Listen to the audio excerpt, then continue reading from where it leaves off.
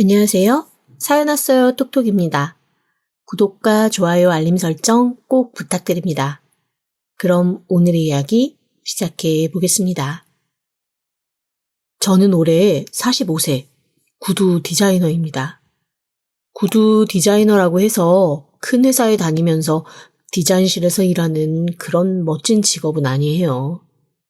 그냥 결혼 전에 잠시 그런 회사에서 일을 한 적은 있었고 결혼 후에 계속 집에서 살림만 하다가 너무 무료하고 세상에 의미도 별로 없는 것 같아서 얼마 전부터 다시 구두 디자인을 시작했습니다. 제가 디자인한 구두들이 수제화 사장님들의 손에서 뚝딱뚝딱 만들어져 나오는 걸 보면 가슴이 뭉클하고 마치 아이를 낳은 것처럼 행복하고 뿌듯해서 좋더라고요. 제가 결혼 생활이 20년이 넘었는데 아직 아이가 없거든요. 그렇다고 해서 시댁에서 구박을 하는 건 아니에요. 특히 시어머니는 세상 누구보다 좋으신 분입니다. 얼마 전에는 저한테 슬그머니 500만 원을 찔러주시며 이렇게 말씀하셨습니다. 예, 나는 요즘이 세상에 태어나고 살면서 제일 행복하고 좋다. 어머니 왜요? 무슨 좋은 일 있으세요? 아니, 다들 늙음하게 발 불편해서 예쁜 구두 신고 다니지 못한다고 투덜투덜거리는 노인네들이 한 사발 주변에 포진해 있는데 나는 능력 있고 센스 있는 며느리 덕에 이렇게 예쁜 신발을 한도 끝도 없이 신나게 신고 살 수가 있잖니. 그리고 솔직히 네가 먼 곳을 보면서 한 번씩 한숨 푹 내쉴 때마다 그 한숨이 마치 칼끝처럼 내 가슴을 휘볐는데 요즘에는 네가 한숨도 안 쉬고 즐겁게 사는 것 같아서 나는 그걸 보는 것만으로도 너무 좋고 행복하다. 어머님, 감사해요. 저는 진짜 남편 복보다는 시어머니 복인가 봐요. 아이고, 그렇게 생각해주면 고맙지. 나도 항상 철딱서니 없는 놈 너한테 맡겨놓고 저거 반품한다 그러면 어떡하나 걱정하던 세월이 한 세월인데 어쨌건 이 돈은 네 사업에 보태라. 얼마 안 돼서 깔창 몇 개밖에 못 사겠지만 그래도 시어머니가 사업에 투자하는 돈이다 생각하고 잘 써봐. 어머님, 깔창 몇 개라뇨. 이거면 구두 한 시즌 디자인해서 샘플까지 뽑아요. 다음 시즌에 나오는 구두는 우리 어머님 이름 붙여드려야 되겠다. 아이고 세상에. 사람이 태어나서 이 세상에 이름 한 번은 남겨야 된다고 하더니 나는 우리 며느리 덕에 구두에 내 이름 붙게 생겼네. 이런 대화를 스스럼 없이 할 정도로 저와 시어머니는 정말 친엄마와 친딸 같은 관계입니다. 그리고 이런 관계가 된 데에는 사실 좀 사연이 있어요. 제가 결혼 준비를 하면서 친정엄마가 사고로 돌아가시고 결혼 자체가 엎어질 뻔했었거든요. 아무래도 결혼 앞두고 우환이 있으면 저 사람 재수가 없나 보다 어쩌다 해서 사람들이 별로 자기 가족으로 들이고 싶지 않아 하잖아요. 그런데 저희 시어머니가 그때 이렇게 말씀해 주셨습니다. 부모 없이 식장에 서는 것도 서러운데 그게 무슨 상관이냐? 친정엄마가 돌아가시기 전에 새 가족 만들 기회 주고 돌아가신 거니까 너는 이제 내 딸로 앞으로 살면 된다. 그러니 찢고 까불며 책임지지도 않을 말 짓거리는 인간들 얘기에 흔들리지 말고 그냥 와서 내 새끼로 살아라.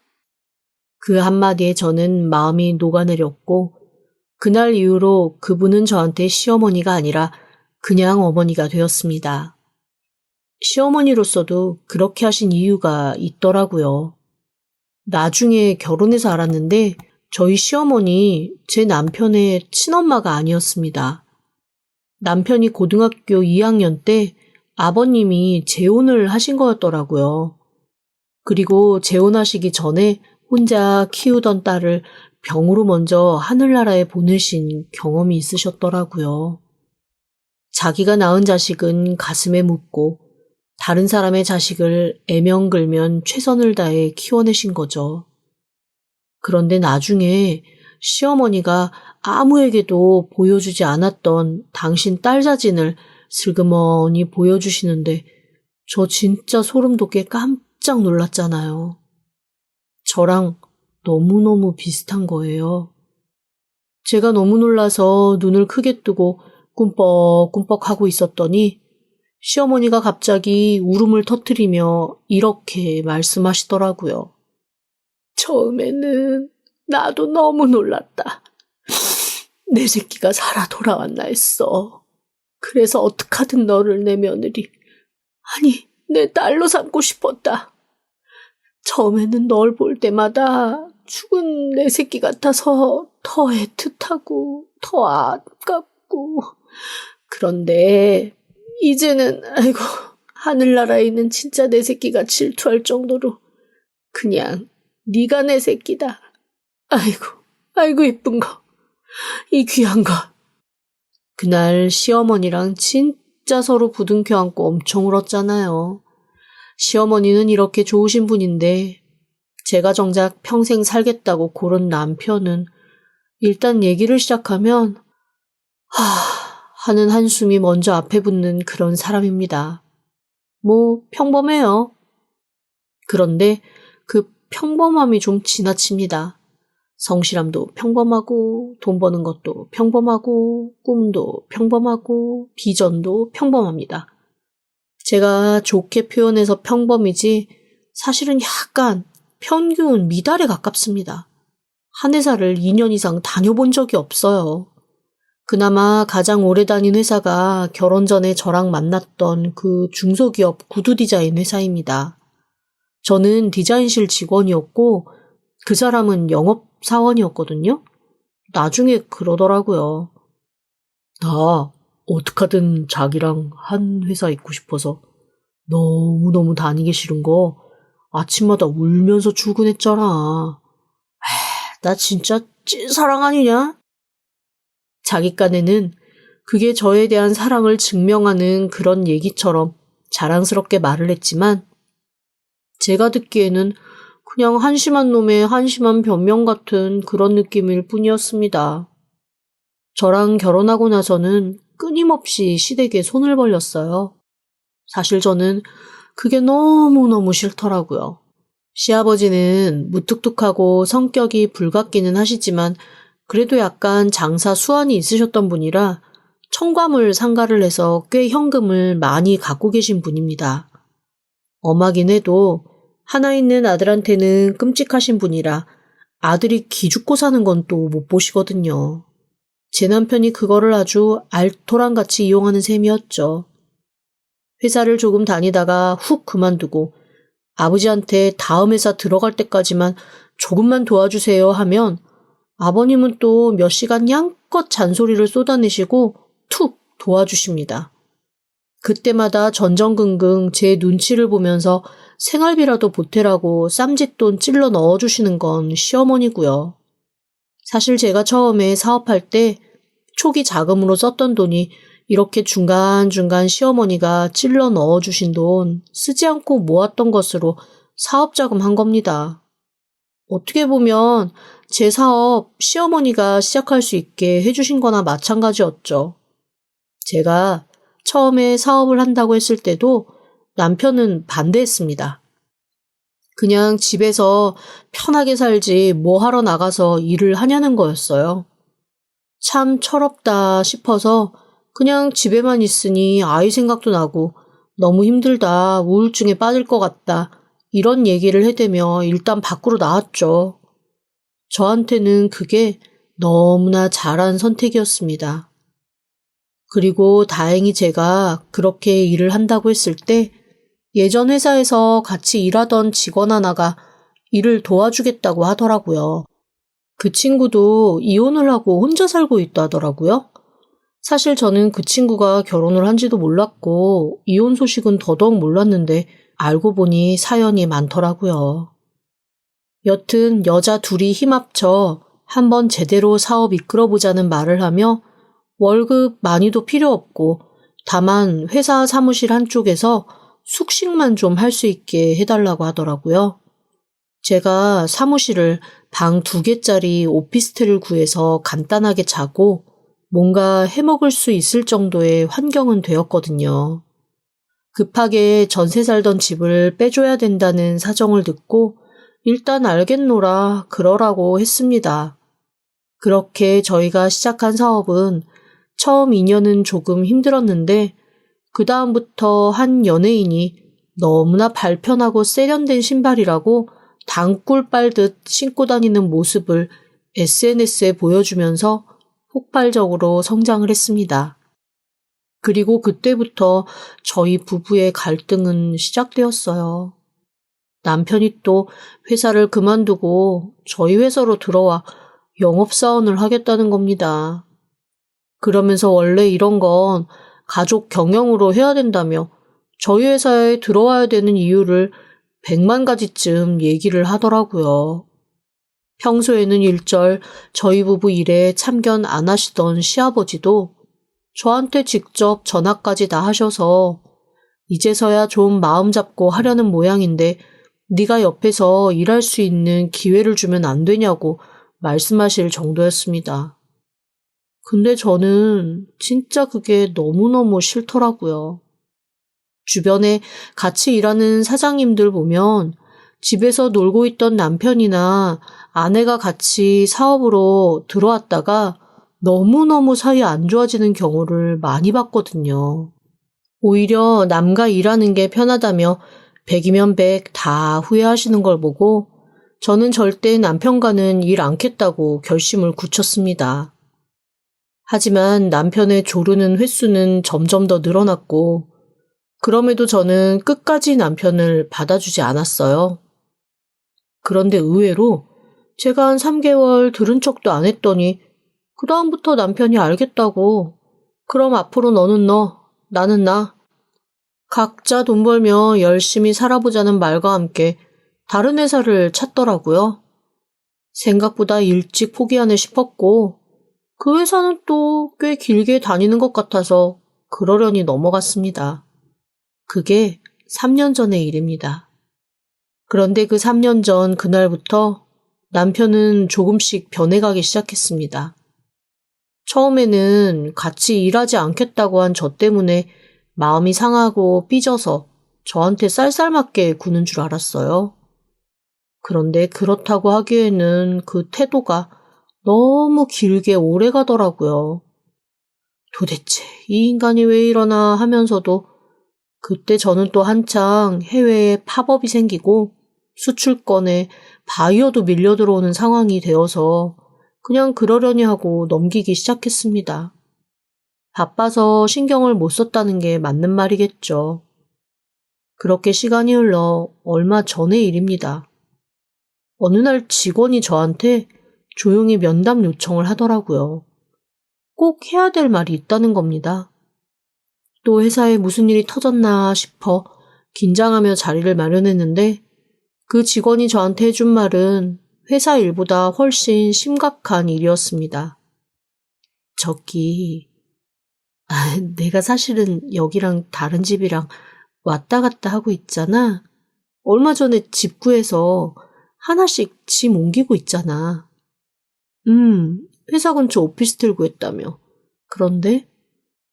아니, 그래서 사무실에 내 방이 비어있는 날이 많은데, 분명히 내가 옮긴 것과 조금 모양이 다르게 배치가 되어 있고, 내가 그 집에 가 있는 동안 여기가 비어있어야 정상인데 비어있는 것 같지도 않고, 하여간 뭐가 좀 이상한 거야.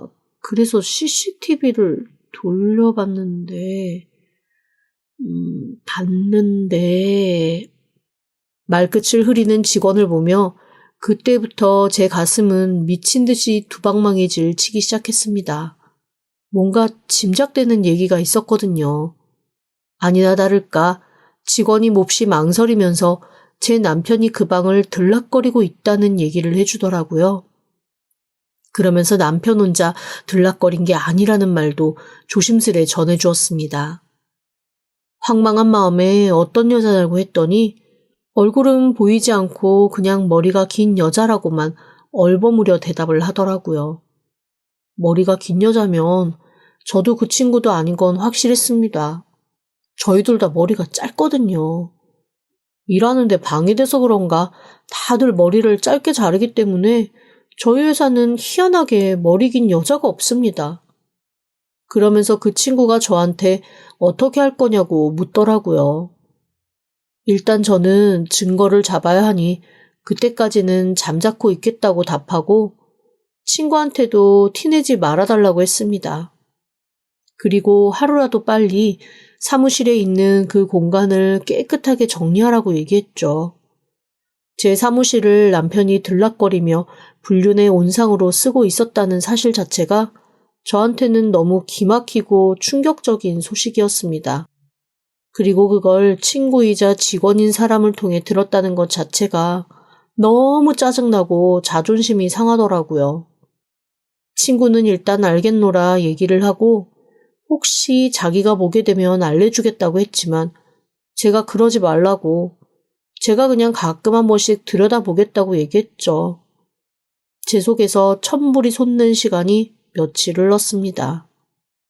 그렇게 계속 마음을 끓이면서 지내던 어느 날이었습니다. 어머님이 저한테 연락을 해서 잠깐 만나자고 하시더라고요. 그래서 제가 안 그래도 요 며칠 어머님 전화도 피하고 혼자 심각하게 고민에 빠져 있었거든요.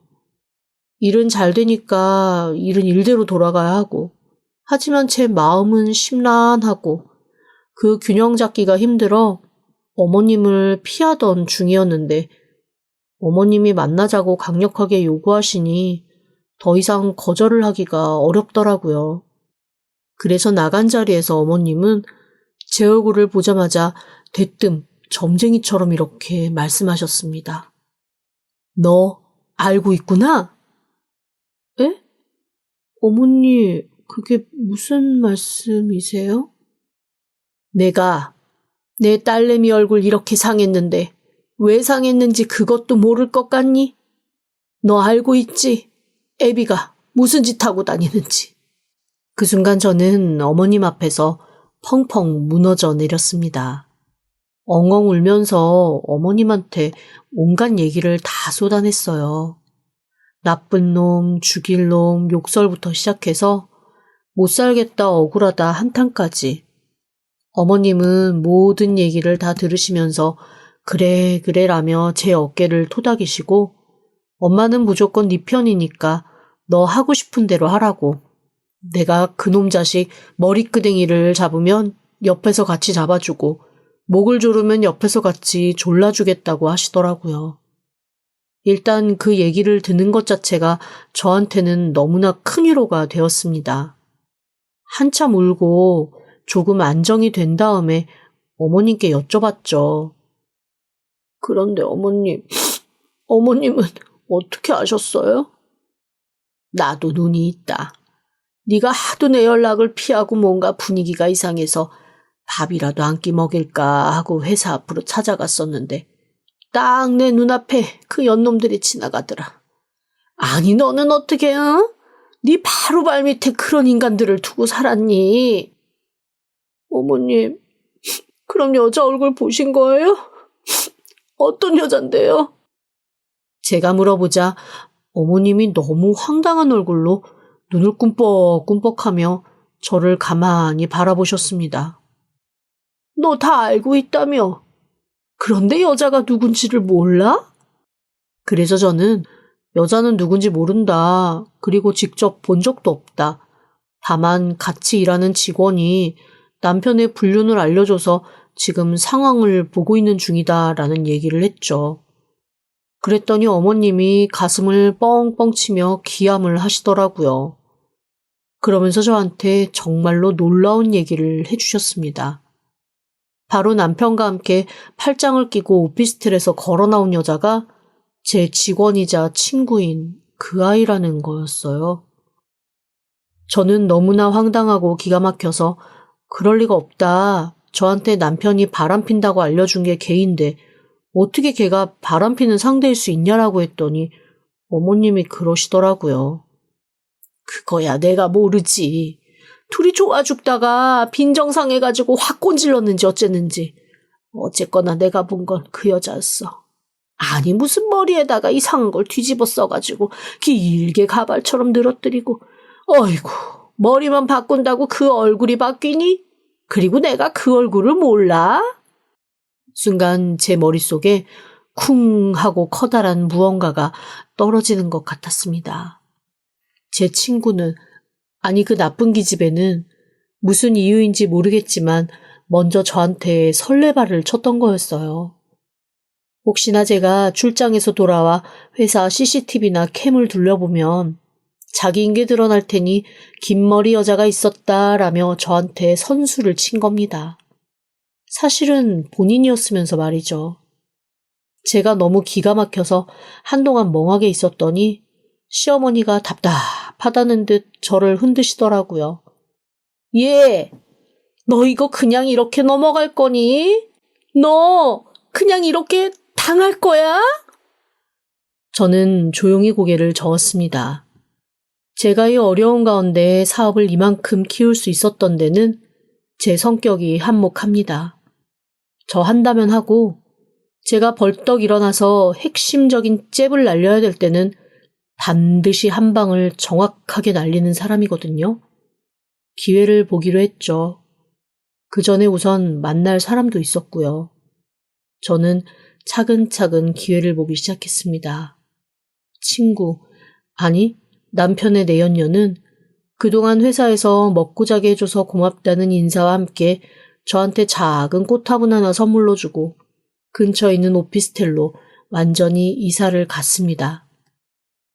저는 그래도 여기서 안정 찾아 이사 갔으니 다행이라며 겉으로는 축하하는 척 얘기를 해줬죠. 그리고는 변호사를 만났습니다.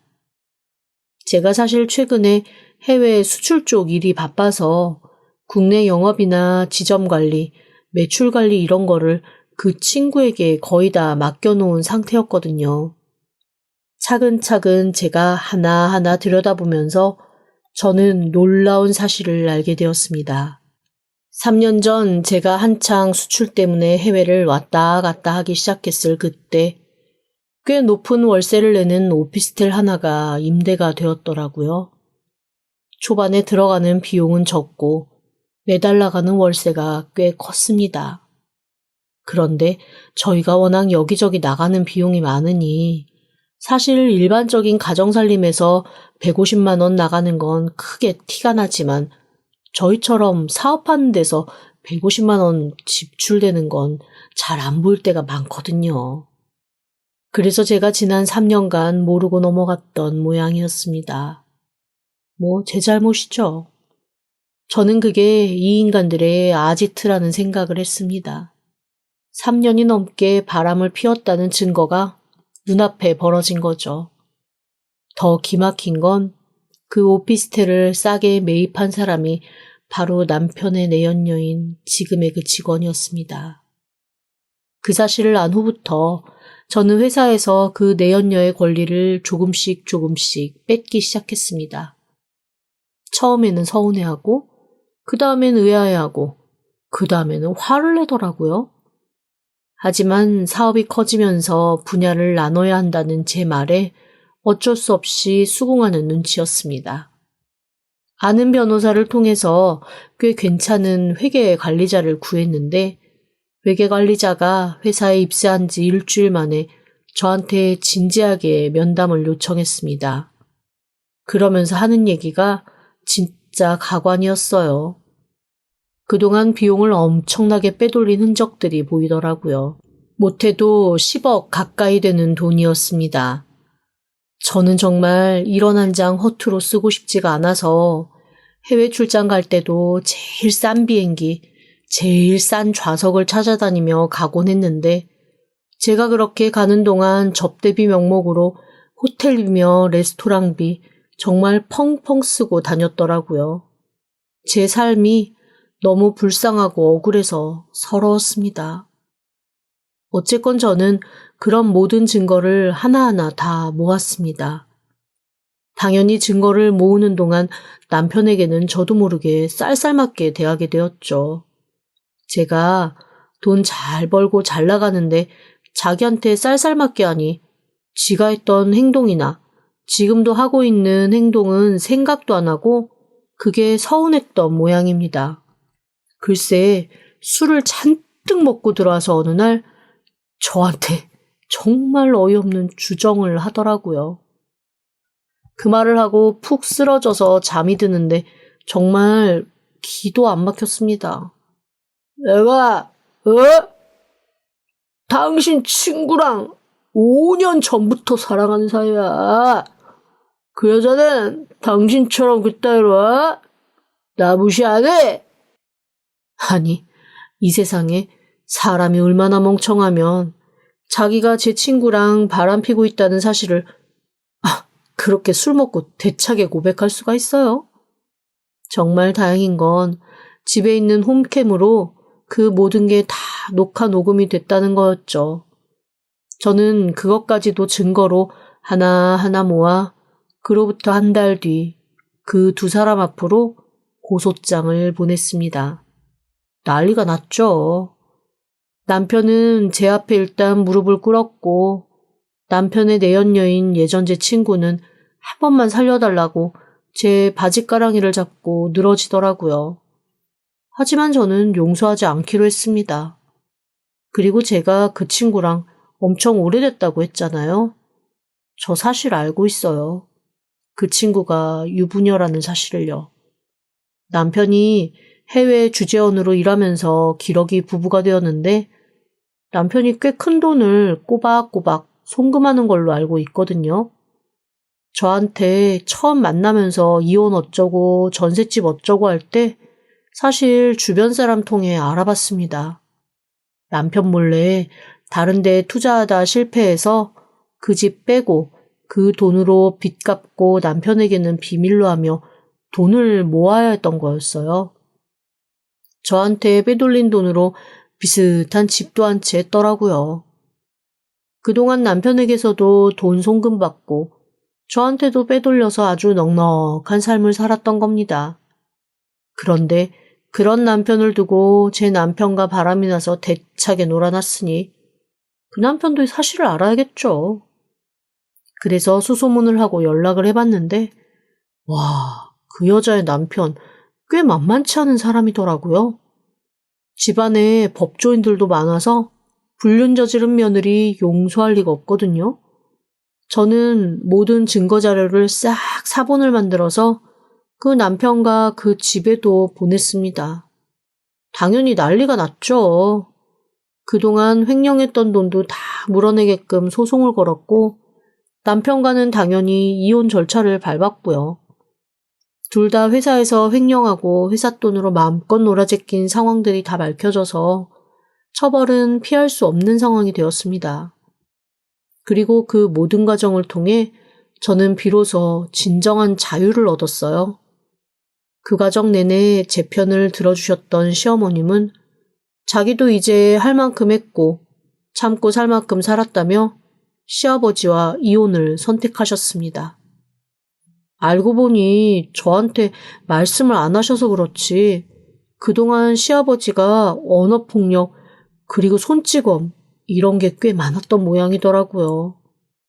어머님도 하나하나 증거를 다 모았다가 제가 이혼하는 김에 나도 할란다 하고 확 질러버리신 겁니다.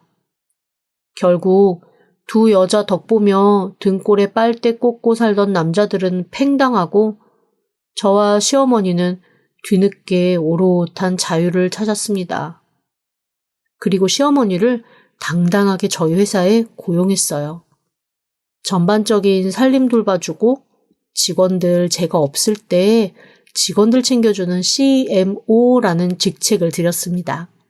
Chief Mind Control Officer라는 제가 만든 직함이에요. 모두를 엄마처럼 보듬어주는 저희 어머니 덕에 그 연령대의 고객들 손님도 엄청 많이 늘어났답니다. 저 이제 남자 따위 상관하지 않고 제 삶을 충실하게 열심히 살아보려고요. 제 옆에 그 누구보다 든든한 어머님이 계시니 진짜 잘할 수 있을 것 같아요. 지금까지 들어주셔서 감사합니다. 구독과 좋아요, 알림 설정은 사연 왔어요 톡톡에게 큰 힘이 됩니다. 지금 바로 구독 부탁드립니다. 그럼 다음 사연으로 또 찾아오겠습니다. 감사합니다.